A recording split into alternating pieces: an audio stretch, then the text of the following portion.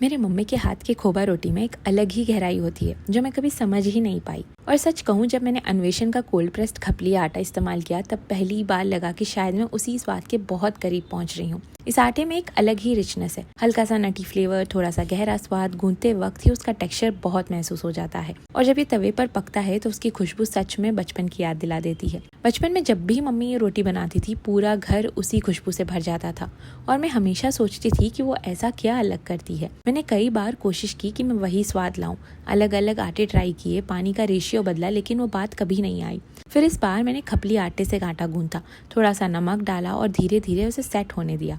और जब मैंने खोबा रोटी बनाना शुरू की, हाथ से दबा दबा कर वो पैटर्न बनाना, मुझे वही पुरानी फील आने लगी। खोबा रोटी वैसे भी बहुत पेशेंस मांगती है, जल्दी से नहीं बनती। हर उंगली का निशान, हर लेयर धीरे धीरे बनती है। और इस बार हर स्टेप में एक सुकून था, जैसे मैं सिर्फ खाना नहीं बना रही, कुछ याद कर रही हूँ। बाद में मुझे पता चला खपली आटा कोई नया ट्रेंड नहीं है, ये बहुत एक पुरानी किस्म का गेहूं है जिसे हमारे यहाँ पहले उगाया और खाया भी जाता था। इसे एमर व्हीट भी कहा जाता है और ये आज के प्रोसेस्ड गेहूं से काफ़ी अलग होता है।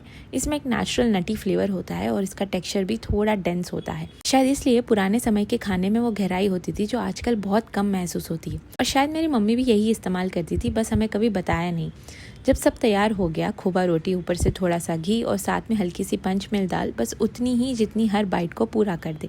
पहली बाइट लेते ही मैं सच में रुक गई। वो वही स्वाद था जैसे मैं वापस उसी किचन में खड़ी हूँ जहाँ मम्मी खाना बना रही है। तब समझ आया मम्मी का सीक्रेट सिर्फ उनकी रेसिपी में नहीं था, बल्कि वो छोटे छोटे चुनाव थे जो वो बिना बताए करती थी, जैसे सही आटा चुनना। और शायद वही छोटे छोटे चुनाव हमारे खाने को इतना खास बना देते हैं।